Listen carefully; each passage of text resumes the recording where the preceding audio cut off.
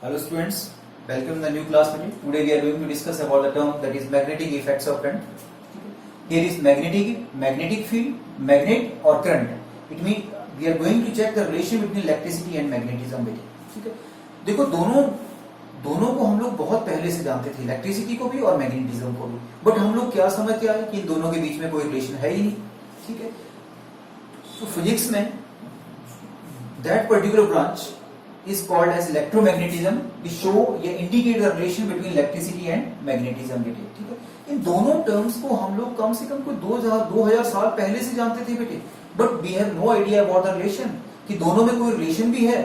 ठीक है, साइंटिस्ट देखो हमारे पास क्या डिस्कवरी कभी भी होती है बेटे, सडन होती है. देखो हमारे पास साइंटिस्ट हंस और एस्टेड जो थे वो क्या प्रूव करने के लिए चले, उन्होंने एक्सपेरिमेंट काहे को सेटअप किया, उन्होंने एक्सपेरिमेंट इसलिए सेटअप किया वो ये शो करना चाहते थे कि there is no relation between electricity and magnetism. ठीक है, बट जब वो एक्सपेरिमेंट उन्होंने सेटअप किया तो वहां पे उनको कुछ और देखने को मिला बेटे. ठीक है, देखो उन्होंने क्या लिया, एक मैग्नेटिक नीडल ले लिया, एक बैटरी ली और एक कंडक्टर ले लिया. ठीक है, जिसको उन्होंने सर्किट के साथ ज्वाइन कर दिया. जैसे ही उन्होंने स्विच को क्लोज किया तो यहाँ पे करंट फ्लो करना स्टार्ट कर दिया बेटे. जैसे करंट फ्लो करना स्टार्ट किया तो हमारे पास नीडल जो था वो डिफ्लेक्ट हुआ बेटे. ठीक है, नीडल का कौन सा पोर्शन, इसका साउथ, इसका नॉर्थ पोर्शन ऊपर चला गया और इसका साउथ पोर्शन नीचे आ गया बेटे. ठीक है, अब सेकेंड टाइम जब वो यहां से चले बेटे, इस केस से चले, फिर उन्होंने क्या किया, इस पोलैरिटी को रिवर्स कर दिया. जब उन्होंने पोलैरिटी को रिवर्स किया तो उनको फिर क्या देखने को मिला बेटे, that direction is also going to change. मतलब उन्होंने पोलैरिटी को चेंज किया तो डिफ्लेक्शन, नीडल का जो डिफ्लेक्शन था वो डायरेक्शन भी हमारे पास क्या हो गया बेटे, चेंज हो गया. ठीक है, एक बार क्लॉकवाइज एक बार एंटी क्लॉकवाइज. ठीक है, फिर उन्होंने जैसे स्विच को ऑफ कर रहे थे वहां पे कोई डिफ्लेक्शन ऑब्जर्व नहीं हो रहा था. डिफ्लेक्शन सिर्फ कब ऑब्जर्व हो रहा था, जब उस पर्टिकुलर कंडक्टर के बीच में करंट फ्लो कर रहा था, तभी हमें डिफ्लेक्शन देखने को मिल रहा था बेटे. ठीक है, तो हम लोग यहाँ पे क्या बोल सकते हैं कि something relation between the current flow in a wire as well as the magnetic field. ठीक है, तो हमने यहाँ साइंटिस्ट हंस और एस्टेड ने यहाँ पे क्या कंक्लूड कर दिया, उन्होंने कहा कि मूविंग चार्ज, क्यों कि जब किसी भी कंडक्टर के बीच में करंट फ्लो करेगा तो there is movement of electrons. अगर between moving charge is the source of electric field, moving charge source of electric field as well as magnetic field. ये यहां से कंक्लूड हो गया बेटे. जबकि वो क्या फाइंड करने जा रहे थे, किस चीज को प्रूव करने जा रहे थे कि there is no relation between electricity and magnetism. जब उन्होंने देखा there is a great relation. ठीक है, मतलब हमारे पास क्या था, किसी भी कंडक्टर के बीच में अगर करंट फ्लो करेगा, कंडक्टर के बीच में करंट फ्लो करेगा तो वो क्या होगा, उसमें इलेक्ट्रिक फील्ड के साथ साथ मैग्नेटिक फील्ड भी होगी. बिकॉज मैग्नेटिक नीडल तो हमारा तभी डिफ्लेक्ट हो रहा है जब उसकी सराउंडिंग में कोई ना कोई मैग्नेटिक फील्ड है, अदरवाइज तो डिफ्लेक्ट ही नहीं होता बेटे. ठीक है, आपने देखा पोलैरिटी रिवर्स की तो ये डायरेक्शन भी रिवर्स हुआ. फिर ओके, फिर उसके बाद अब हम बार बार यूज कर रहे हैं the term magnetic field. What is magnetic field? ठीक है, मैग्नेटिक फील्ड कोई भी फील्ड है, आपने कैसे डिफाइन करना है बेटे, simple, it is that region और that boundary up to where effects can be measured.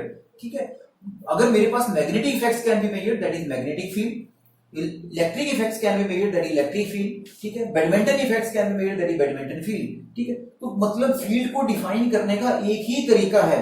ठीक है, इट इज दैट रीजन और boundary up to where magnetic effects can be measured.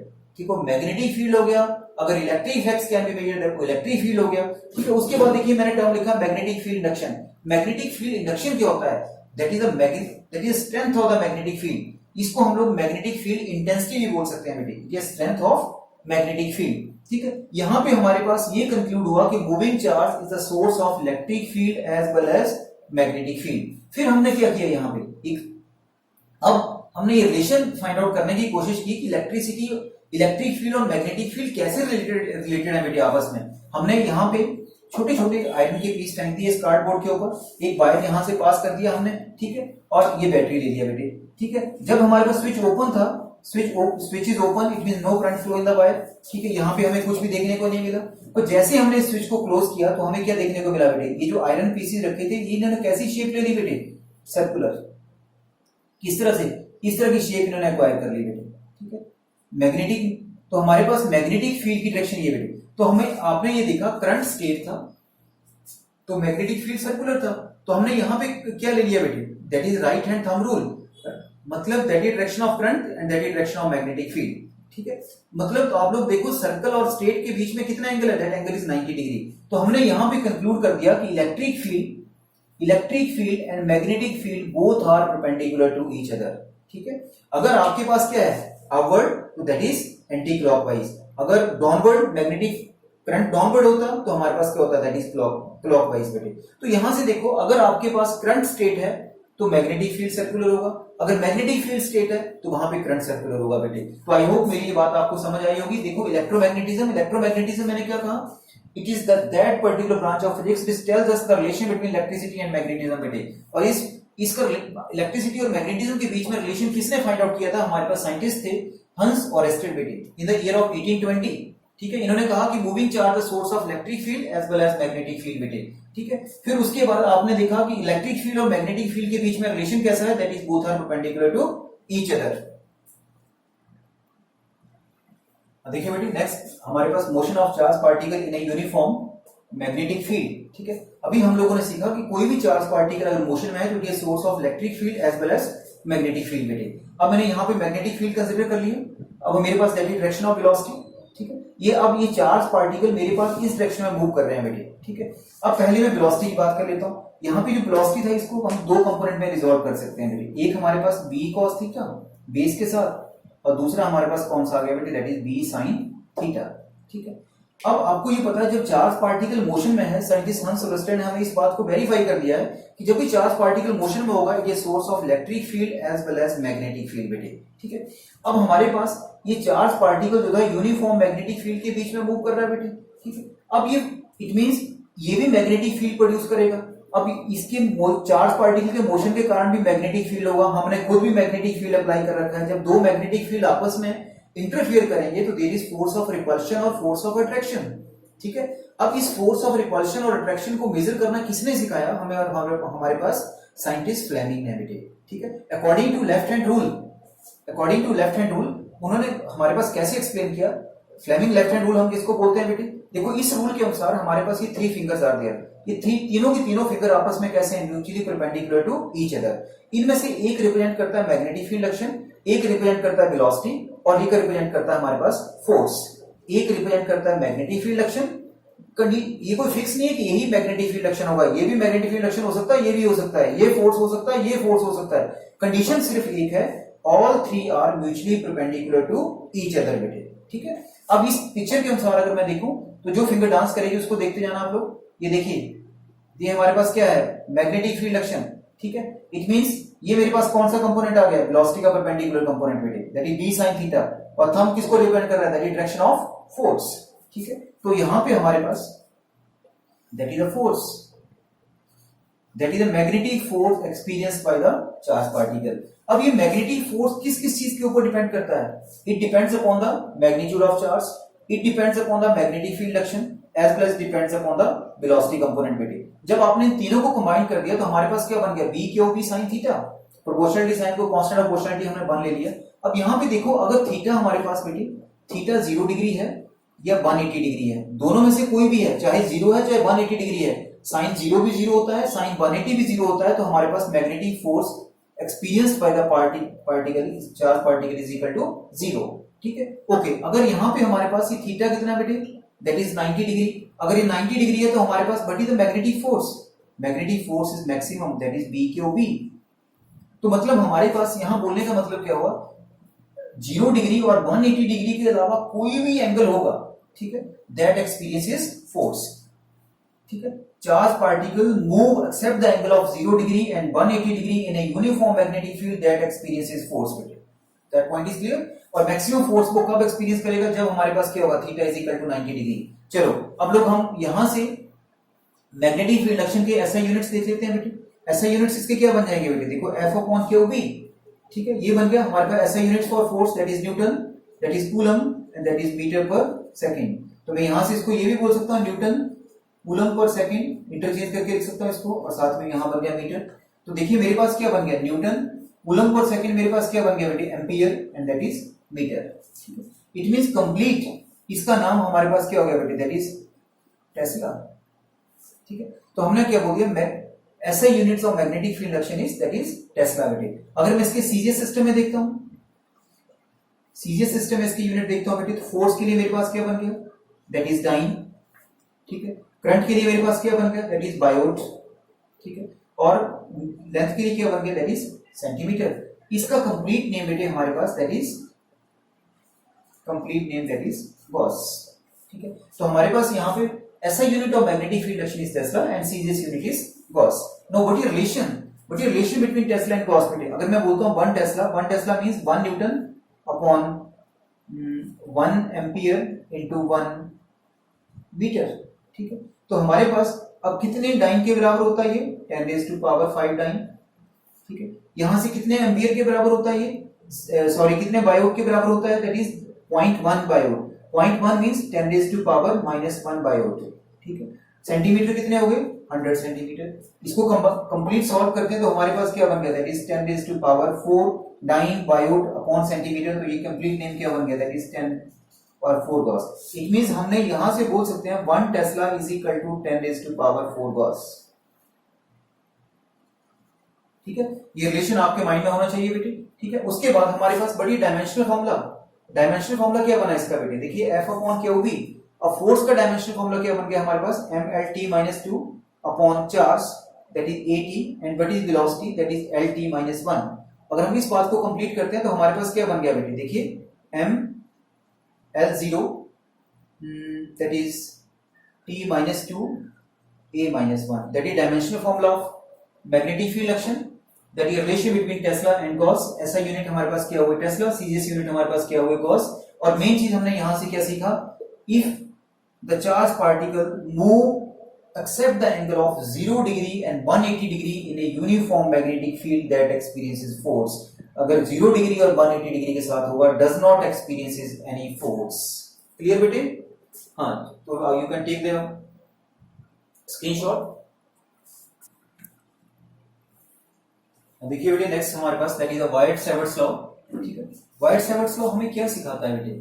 This law tales us how to calculate the value of magnetic field induction at any point due to current element. This law tells us how to calculate the value of magnetic field induction at any point due to current element बेटे। अब जो current element क्या चीज है? Current हमारे पास scalar quantity है but current element is vector quantity बेटे। अब हमारे पास what is current element? It is the product of current and length of the element. It is the product of current and length of the element. Small length आपने consider कर लिया and product of current, इसको आपने क्या बोल दिया? That is current element बेटे। ठीक है, यहाँ पे जो हमारे Biot and Savarts both were brothers, इन्होंने हमें मैग्नेटिक फील्ड इंडक्शन को कैलकुलेट करना सिखाया ड्यू टू करंट एलिमेंट बेटे।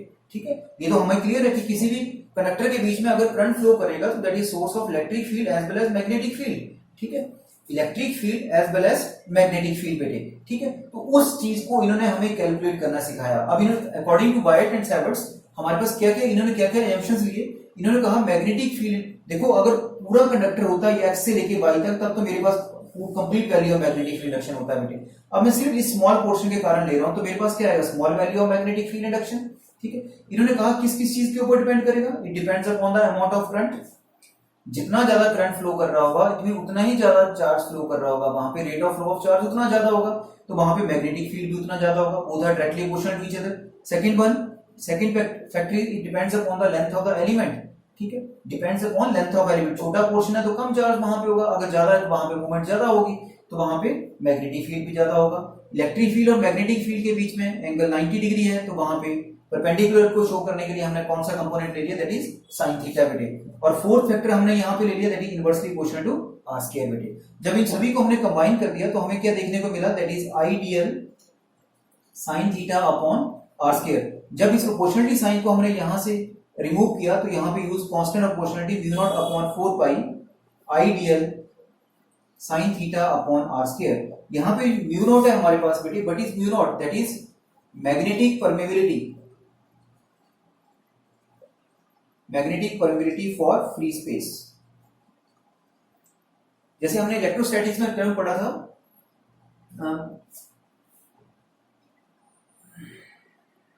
इलेक्ट्रिकल परमिटिविटी, सिमिलरली हमारे पास क्या है बेटे? Here is magnetic permittivity. Magnetic permeability, it is that parameter which tells us up to which degree the charge can flow in the particular medium. It is that parameter which tells us up to which degree charge can flow in a particular medium बेटे। ठीक है, या किस limit तक हमारे पास charge जो है उसको पेनिट्रेट कर सकता है या मैग्नेटिक फील्ड उस मीडियम को पेनिट्रेट कर सकता है, वो हमारे पास पैरामीटर कौन सा है? That is magnetic permeability. ठीक है, और जो मैग्नेटिक परमिबिलिटी है इसके वैल्यू कितना होता है बेटे? 4 pi into 10 raise to power -7 tesla metre पर एम्पियर। टेस्ला मीटर, अगर आप इसके ऐसे यूनिट यहाँ से सॉल्व करेंगे तो आपके सही आएंगे बेटे, ठीक है। अब इसका देखिए वेक्टर फॉर्म क्या बन गया आपके पास, dv is equal to mu not upon 4 pi I dl sine theta upon are square, ठीक है। जब आपने वेक्टर लिखना है तो आपके पास क्या आएगा, there is unit vector of R. Unit vector of R हमारे पास क्या होता है, ये ratio of vector upon magnitude itself. तो हमारे पास क्या बन जाएगा बेटे, that is mu not upon 4 pi I dl sine theta upon are square, और here is vector R upon magnitude itself, ठीक है। तो यहां से अगर हम देखें तो हमारे पास क्या बनेगा बेटे, that is mu not upon 4 pi I dl sine theta upon r cube, and here is vector r बेटे। ये हमारे पास बन गया दैट इज dv। अगर आपने इसको और कंप्लीट लिखना है तो हमारे पास क्या बन जाएगा, आप सबको पता है vector a dot vector b is equal to ab sin theta, तो आप लोग यहां पे लिख सकते हैं mu not upon 4 pi I dl cross r upon r cube. इस तरह से you can use the vector form बेटे। तो आई होप आपको वाइट-सेवर्ट्स लॉ क्लियर हुआ। देखो दोनों हमारे पास ब्रदर्स थे, इन्होंने हमें क्या कैलकुलेट करना सिखाया, मैग्नेटिक फील्ड इंडक्शन बेटे, ठीक है। At any point due to current element, current element क्या होता है, it is a vector quantity बेटे, it is product of current and length of a small element of the conductor, ठीक है। इन्होंने कहा कि मैग्नेटिक फील्ड इंडक्शन किस किस चीज के ऊपर डिपेंड करता है, it depends upon the amount of current flow in the conductor, length of the element जो हमने ले रखा है बेटे, साइन थीटा इलेक्ट्रिक फील्ड और मैग्नेटिक फील्ड के रिलेशन को शो कर रहा है, और हमारे one inversely proportional to square of distance. सभी फैक्टर को कंबाइन कर दिया तो हमारे पास रिजल्ट इज दिस बेटे। प्रोपोर्शनलिटी साइन को हटाया तो म्यू नॉट अपॉन 4 पाई। हमने यहां पे पैरामीटर लिया मैग्नेटिक परमेबिलिटी। मैग्नेटिक परमेबिलिटी क्या होता है, it is that parameter up to which limit the magnetic field penetrate the material बेटे, ठीक है। ओके, डिटेल में पढ़ेंगे इसको आगे हम लोग, तो ठीक है। हमारे पास ये बन गया वेक्टर फॉर्म में, आपने देखा तो हमें रिजल्ट ये देखने को मिला बेटे। Now come to the point of application of the Biot Savart's law. Now we will see the application of the White-Saverts law, ठीक है। तो हमारे पास 3 application of White-Saverts law। Firstly, study one by one. First application is magnetic field induction at any point due to current flow in a state conductor, ठीक है। Due to current flow in a state conductor बेटे। तो हमने यहाँ पे conductor XY ले लिया, ये कंसिडर कर लिया, करंट ये फ्लो कर रहा है बेटे, दैट डायरेक्शन, ये करंट एलिमेंट मैंने कंसिडर कर लिया बेटे, ठीक है। ये दोनों एंड्स को मैंने जब यहाँ मिलाया तो मेरे पास ये एंगल ले लिया मैंने, दैट एंगल इज, इसको एंगल नाम देते हैं दैट इज φ2, और इस एंगल को नाम देते हैं दैट एंगल इज φ1, ठीक है।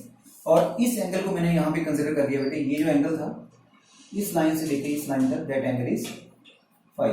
ये ए आइडियल वाइट-सेवर्ट्स लॉ में हमने यही लिया था, ओ से लेके पी का डिस्टेंस क्या ले लिया था हमने, दैट इज आर, और इस एंगल को मैंने डिनोट कर दिया दैट एंगल इज थीटा, ठीक है। ये मेरे पास राइट एंगल ट्रायंगल बन गया, तो ये एंगल मेरे पास कितना होगा, दैट एंगल इज 90 डिग्री। अब हमारे पास यही क्वेश्चन है, apply the Biot Savart's law and calculate the value of magnetic field induction at any point due to current flow in a straight conductor बेटे, ठीक है। तो वही हमने Biot Savart's law only valid for the current element consider कर लिया, current element से point p का डिस्टेंस हमने आर ले लिया बेटे, ठीक है। And according to Biot Savart's law हमारे पास क्या होता है बेटे, mu not upon 4 pi I dl sin theta upon are square बेटे, ठीक है। अब यहाँ पे देखो इस राइट एंगल ट्राइंगल से, in the right angle triangle PCO, the right angle triangle PCO, हमारे पास we are able to write, देखो ना ये 90 डिग्री है बेटे, ट्राइंगल्स के एंगल्स का सम कितना होता है 180 डिग्री, तो एक 90 है तो इन दोनों एंगल्स का सम कितना हुआ हमारे पास, that is theta plus phi that is equal to 90 degree. It means मैं यहां से क्या बोल सकता हूं बेटे, what is theta is equal to 90 minus phi. तो यहां से अगर मैं ये बोल सकता हूं तो यहां से मैं what is the value of sine theta की जगह हम लोग क्या लिख सकते हैं, sine 90 minus phi, it means that will converted to cos phi. Sine theta मेरे पास फाई की टर्म में कितना आ गया, cos फाई बेटे। अब हमें r की वैल्यू देखो, इसी राइट एंगल ट्रायंगल से देख लो, what is the value of that is cos phi. अगर हम यहां से देखें cos फाई कितना आ गया इस राइट एंगल ट्रायंगल से बेटे, base upon hypotenuse that is a upon r बेटे। Now what is the value of r, it means r is equal to that is equal to a upon cos phi. a upon cos phi means that is a secant phi, ठीक है, clear. r की value किसके बराबर आ गई, a secant phi के बराबर। sin theta हमारे पास किसके बराबर आ गया बेटे, that is equal to cos phi के बराबर आ गया बेटे, ओके। अब मुझे चाहिए dl, ठीक है। फिर इसी राइट एंगल ट्रायंगल को ले लो, ठीक है। आपने अगर राइट एंगल ट्रायंगल से यहां से tan फाई लेते हैं, इसको o से लेके c तक आपने फाइनाइट डिस्टेंस ले लिया that is l। Now what is value of tan phi, tan phi is equal to perpendicular upon base. तो बेटे आपके पास what is the value of L is equal to a tan phi. ठीक है, differentiate both sides. अगर आप दोनों तरफ डिफरेंशिएट कर देंगे तो आपको कितना मिल जाएगा, a secant square phi d phi, that is value of dl. आपको देखो सभी फाई की टर्म में आ गए बेटे, dl भी आ गया, sin थीटा भी आ गया, r भी आ गया बेटे. सभी वैल्यूज को इक्वेशन नंबर 1 में रख दीजिए. इक्वेशन नंबर 1 में रखेंगे तो आपको क्या रिजल्ट मिलेगा, mu naught upon 4 pi that is i and what is dl. dl हमारे पास क्या बन गया, a secant square phi d phi, sin theta की जगह क्या बना था, cos phi अपॉन r की जगह क्या था, a secant phi. तो ये क्या बन जाएगा, a square secant square phi. secant square phi ये चला गया, a से एक वैल्यू चला गया बेटे, तो आपके पास क्या बैलेंस बचा, mu naught upon 4 pi i upon a cos phi d phi that is value of dv.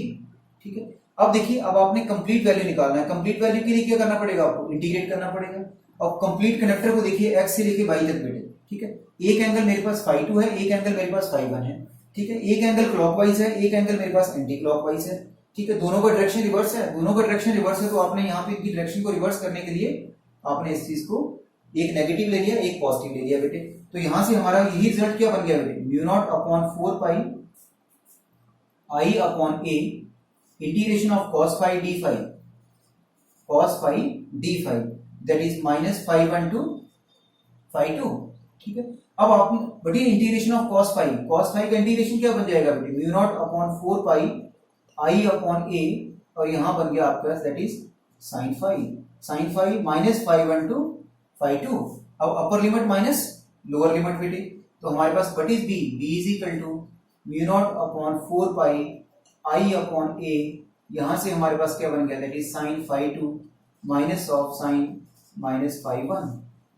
sin minus theta क्या बनेगा, माइनस sin थीटा.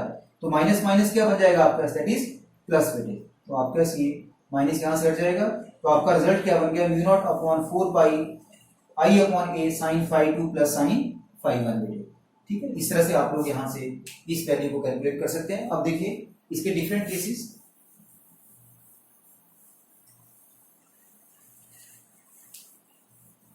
अब जो हमारा रिजल्ट ये बना बेटे, what is b is equal to mu not upon 4 pi i upon a और यहां से बन गया sin phi 2 plus sin phi 1. ये कंक्लूड हुआ हमारा रिजल्ट.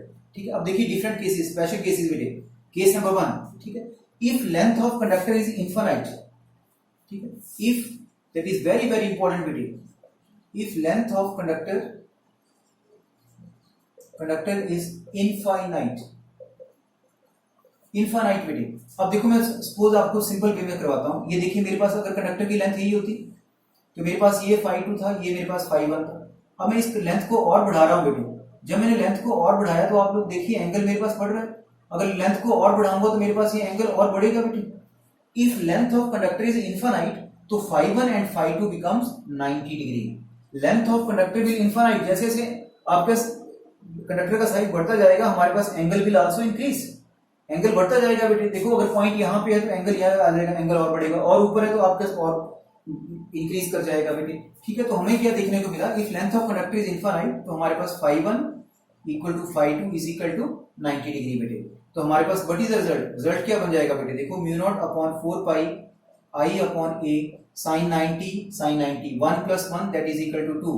तो हमारे पास क्या बनेगा, mu not upon 4 pi that is 2i upon a that will be the result. Clear, that is the magnetic field induction at any point if length of conductor is infinite बेटे. ठीक है, second one, अगर length of conductor तो उसने कहा infinite है. ठीक है, but length of conductor is infinite but the point p lies at its one end. तो इसमें क्या चेंज आ जाएगा, एक एंगल तो आपका phi 2 तो कितना हो गया 90 डिग्री ऊपर वाला, बट जब एक एंड के ऊपर पड़ा है तो हमारे पास phi 1 यहाँ पे कितना हो जाएगा 0 डिग्री और phi 2 यहाँ पे कितना हो जाएगा that is 90 degree. If length of conductor is infinite but the point p lies at its one end तो हमारे पास यही रिजल्ट क्या रिड्यूस हो जाएगा बेटे, that is equal to mu not upon 4 pi i upon a because sin 90 plus sin 0 कितना होता है 1 plus 0 that is 1, then only result is reduce to this one बेटे. ठीक है, तो आपने देखना कि कौन सा केस आपसे पूछा गया. न्यूमेरिकल में डायरेक्ट प्रॉब्लम हमारे पास हमें ये वैल्यूज यहाँ पे फिल करनी पड़ती हैं बेटे, ठीक है। आई होप यू अंडरस्टैंड कि how to calculate the value of magnetic field action at any point due to current flow in a straight conductor बेटे। देखो बेटे, आप लोग इस चैनल को सब्सक्राइब करिए और लाइक करिए, जो भी पिछली वीडियोस हैं आपके पास, तभी आपको ऑटोमेटिकली वो नोटिफिकेशन आपके पास पहुंच जाया करेगी अगर आपने चैनल को सब्सक्राइब किया है बेटे। Thank you very much.